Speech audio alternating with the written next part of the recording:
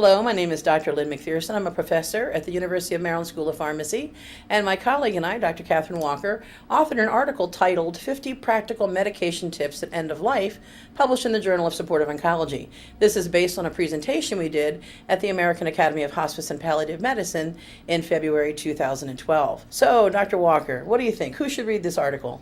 Who would benefit? Well, I think this article is really one size fits all. I think a lot of people, if you're caring for anyone at the end of life, making medication decisions, I think this article would be a helpful little tool to keep in your back pocket. So I think physicians, I think specialists like oncologists and neurologists may benefit from it. Nursing for sure, who are often caught between the doctor's writing orders and what to give to the patients. Pharmacists, absolutely. Totally. And pretty much anyone that's taking care of patients at the end of life wants to give good supportive care, I think these tips could help you out a little bit.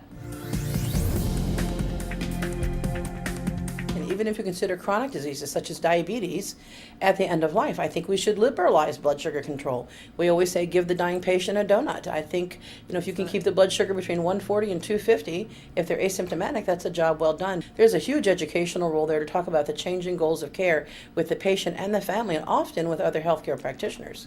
And I think we lose the opportunities that we need to be taking advantage of earlier in the disease state. We always say that we haven't cured a lot of these chronic disease states yet. So there is no cure that we know of for COPD, diabetes, CHF, and I think that all of those disease states, there should be some nod to the fact early in the disease process that this may be something they're managing for the rest of their life and what that may look like later in their life. So I think Absolutely. Pharmacists should be integral in having those discussions. Absolutely.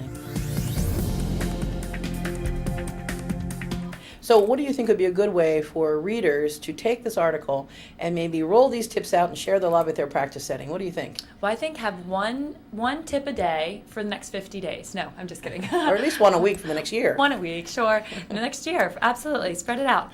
I think really it's more on which ones apply to your practice setting, but I think reading it and being aware of all of them, there'll be some tips in there that I think you'll say, that sounds familiar, and it might be not a new tip, but it may give you a little bit more confidence knowing that what you're thinking is right.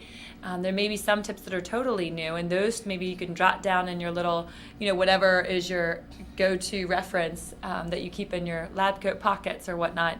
So I think some tips you might want to hold on that will be more near and dear than others. And others that are old faithfuls that you agree with, we're happy to have you sign your name next to it and say you agree with us. I think everyone should agree with us. I know in my hospice, I do think it's a good idea to maybe explore a tip a week. I know that in my own hospice, some of the tips have sparked some serious controversy, such as the disposal of medications. Yes. It sparked quite a bit of controversy. And we'd like to thank Dr. Mina Kim, who also contributed in writing this paper. Thank you. We hope you enjoy it. Thank you.